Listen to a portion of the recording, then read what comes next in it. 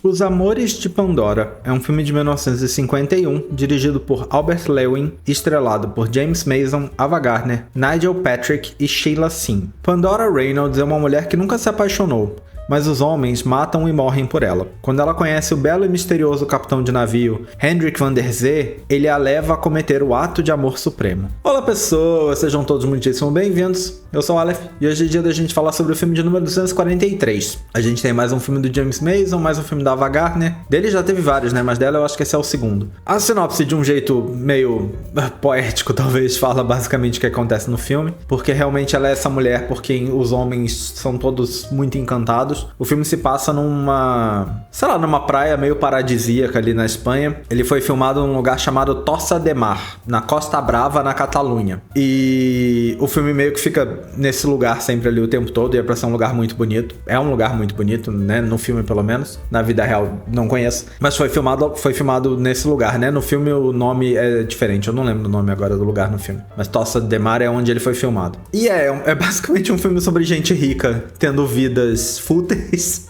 Esse não é o foco do filme, mas a verdade é que todo mundo tá ali simplesmente tendo dinheiro e, sei lá, gastando, se encontrando, tendo eventos sociais, pequenos eventos sociais, porque são sempre grupos muito pequenos de pessoas, em quase todas as cenas pelo menos. Enfim, a ideia é que todo mundo é muito apaixonado pela Pandora. Ela, né, que é a personagem da Ava Gardner, é uma mulher muito bonita e, sei lá, muito sedutora, e todo mundo é muito encantado com ela. O filme, inclusive, literalmente começa com uma dessas pessoas, um desses caras que é encantado por ela, basicamente se matando no momento em que ele percebe que não vai conseguir ficar com ela. Então é nesse nível, é uma coisa bem exagerada assim, a obsessão que as pessoas têm por ela. E aí um dos principais ali, que acaba tendo aí mais ou menos uma relação com ela, é um cara que ele é piloto de corrida e ele vai tentar quebrar um recorde. Ele tá construindo um carro, ele mesmo fazendo, que ele vai tentar bater o recorde de velocidade ali na areia mesmo, correndo. E ele convence a Pandora a se casar com ele. Só que justo no dia em que eles estão tendo essa conversa, ela aceita,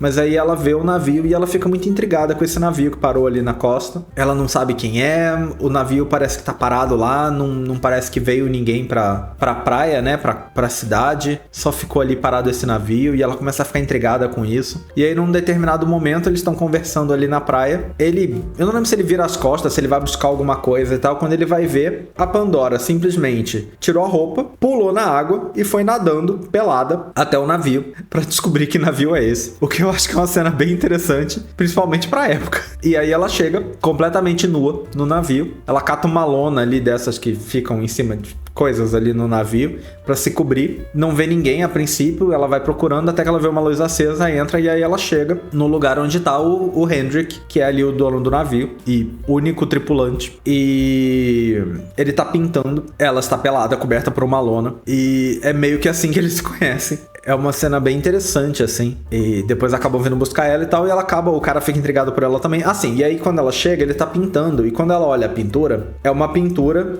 que eu vou falar mais sobre ela daqui a pouco, mas é uma pintura de uma mulher com um rosto igual ao dela. E ele diz que é uma pintura de Pandora. Ela realmente tá segurando uma caixa e tem umas coisas meio gregas no fundo. Então é pra ser uma pintura da Pandora, da mitologia grega. Mas o rosto é o rosto da Ava Gardner. E ela fica tipo, mas eu acabei de chegar, como é que você tá fazendo uma pintura com a minha cara? Como que isso pode estar acontecendo, sabe? Como que você pode estar pintando o meu rosto sem que a gente se conhecesse e tal? E aí fica meio que já esse suspense, né? Não querendo contar o final do filme e não contando o final do filme, mas na verdade, eu pulei um pouco tudo isso, mas é que o filme ele é contado numa estrutura de flashback, porque o começo do filme é alguns ali dos personagens do filme, principalmente um cara mais velho que é meio que quem narra a história, encontrando dois corpos na praia, sendo trazidos aí mortos, né, chegando na areia. Os pescadores encontram, né, e esse cara chega e reconhece, e fica meio óbvio que é a Pandora e um cara, embora não apareça o rosto. Inclusive o cara do carro vê e sai correndo, fica desesperado,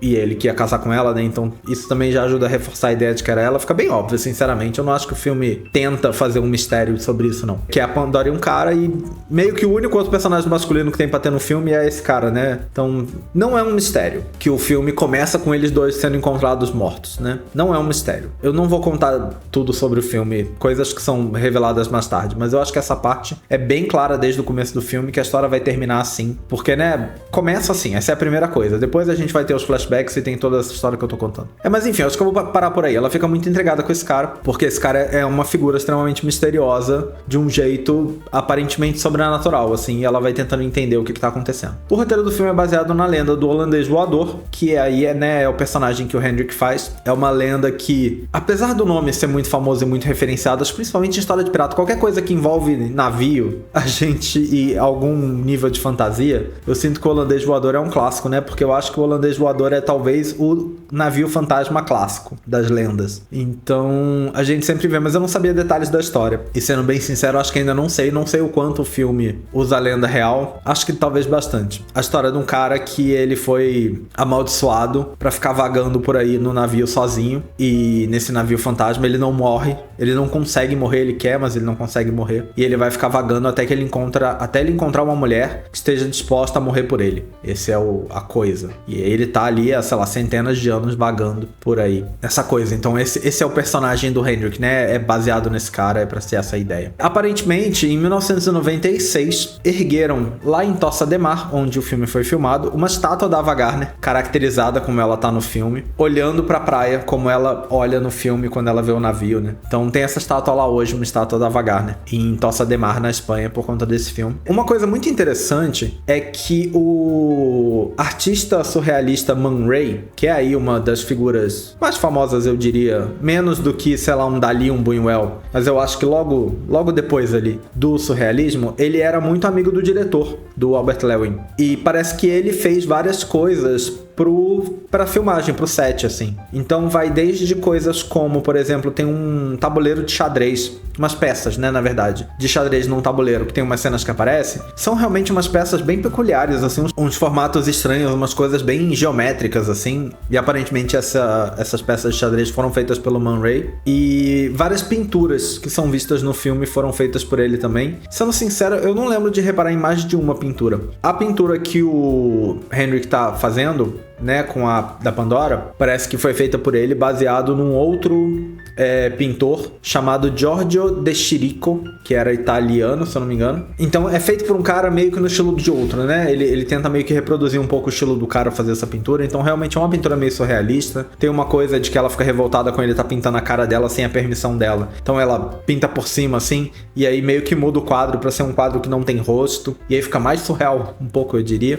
Então tem essa coisa aí. O filme aparentemente fez um sucesso moderado nos Estados Unidos, mas fez muito sucesso no Reino Unido. Foi grande bilheteria lá. E aparentemente as críticas da época foram meio mistas. Parece que gostaram do visual do filme, gostaram dessa coisa meio mística, meio fantasmagórica ali do romance, da coisa do holandês voador e tal, e da Espanha, e desse cenário exótico, mas acharam o filme não tão interessante, não tão cativante, sei lá, talvez seja a palavra, como, sei lá, se esperava, né? Como um romance americano, como costumava ser feito, né? Enfim, vamos dar uma olhada no que o livro fala sobre ele. O livro fala que o Albert Lewin era um dos poucos intelectuais de Hollywood, e fala sobre como ele lia muito, e os filmes deles são muito... tem muitas referências poéticas, e nesse filme até tem uma fala que fala sobre isso. Fala também sobre como todos os filmes dele... esse é o primeiro que a gente vê, eu acho. Fala também sobre como todos os filmes dele tem essa coisa de um romance meio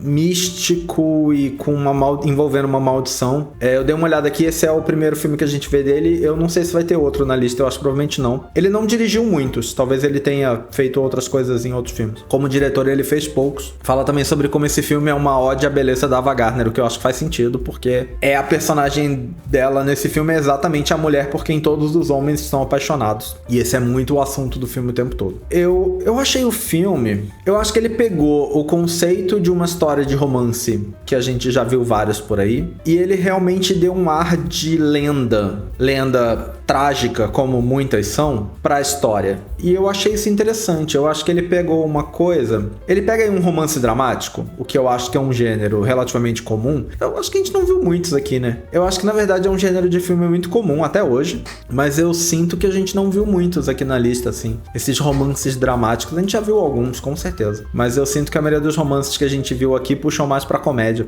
Mas eu acho que ele pega a ideia do romance dramático e ele dá esse ar de fantasia que pra mim pareceu interessante. Eu acho que deu uma camada a mais, sabe? Deu uma diferenciada na história, assim. E realmente tudo no filme é muito exagerado. A relação dos homens com a Pandora é extremamente exagerada. De novo, logo no começo do filme a gente tem um que se mata, sabe? Só porque... E aí ele faz isso na frente de todo mundo, assim. Ele bota um negócio na bebida pra tomar e morrer. Só porque, aparentemente, ela não vai querer ficar com ele. Então, ao mesmo tempo que essa cena é tipo, nossa, mas que exagero, eu acho que ela combina com o filme em que tudo é muito fantasioso, então tudo acaba sendo um pouco exagerado, sabe? O filme tem essa aura o tempo todo de fábula, de, né, lenda trágica, conto de fadas, num sentido não Disney, né? Num sentido mais, sei lá, contos antigos que sempre eram histórias horríveis. Eu acho que ele tem essa coisa de... né, uma coisa meio lenda grega que combina com a ideia da personagem dela ser a Pandora, sabe? Eu acho que ela tem muito esse ar no filme, né? Essa história muito bonita por um lado, mas fadada ao fracasso, que eu acho que é uma coisa muito de lendas gregas, né? E muitas outras também, mas eu acho que, de novo, a referência dela se chamar Pandora, eu acho que puxa a coisa da lenda grega pro filme. Então, eu achei interessante, assim, eu acho que é um filme criativo, ele sai do comum, sabe? Que a gente tava vendo. Ele é um filme totalmente não preso na realidade, e eu acho que vai além do misticismo do holandês voador. Como eu tô falando, eu acho que a própria história dos homens obcecados pela Pandora é mostrada de um jeito que já é fantasioso, sabe? E já é meio sobrenatural. E aí quando você adiciona o personagem explicitamente sobrenatural, eu acho que você já só serve pra tornar tudo mais claro. Mas eu acho que mesmo sem ele, o filme já tem uma coisa meio sobrenatural, sabe? Que talvez sem ele ficasse parecendo apenas exagero, mas eu acho que no momento em que o filme coloca um elemento sobrenatural explícito, eu acho que a gente não tem opção a não ser enxergar o filme como fantasia. E eu acho que isso ajuda as outras partes do filme a funcionarem melhor também, sabe? Senão pareceria só falso. Se o filme tentasse ser mais realista, ou se o filme passasse a impressão de realismo em histórias absurdas, ia só parecer tipo, nossa, nunca que isso aconteceria, ridículo. Mas eu acho que quando ele abraça o fantasioso, o absurdo passa a fazer sentido. E então eu achei um filme bem legal, assim, realmente é um filme diferente, é um filme bonito, os atores estão todos bem, a gente já viu o James Mason aqui fazendo vários papéis, eu acho que ele tá bem nesse também. É um ator bem consistente, assim, eu acho. E a Ava Gardner faz muito bem esse papel dela nesse filme, pelo menos.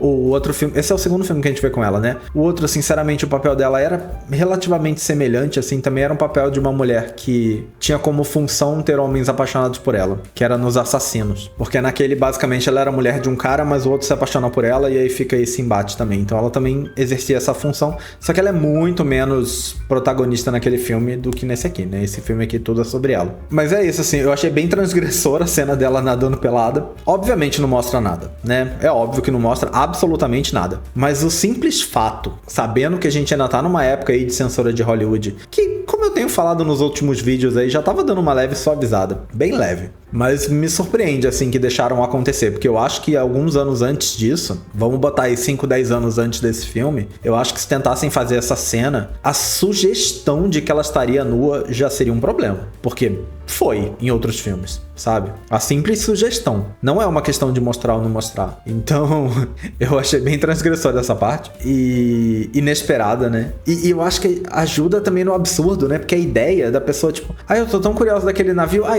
dane-se, vou tirar a roupa e ir nadando. E é uma distância, assim, né? É um navio que tá ancorado. Obviamente, ele tem que estar ancorado um tanto pra dentro do mar, né? Ele não pode estar tão perto da costa, senão ele vai encalhar. Então, assim, ela nada uma distância pra chegar lá. A cena toda é meio absurda, sabe? Então, eu acho que tudo isso é muito interessante. É isso, é uma história muito de fantasia, nesse sentido, lenda trágica. E eu acho que dá um ar mágico pro filme, né? Que eu acho que fica bem interessante. Eu gostei bastante. Mas é isso. Você já viu esse filme? Diz aí nos comentários o que você achou. O que você achou do vídeo. Eu espero que vocês tenham gostado do vídeo. Em breve nós estamos de volta com mais um. Até a próxima. Valeu! Até mais!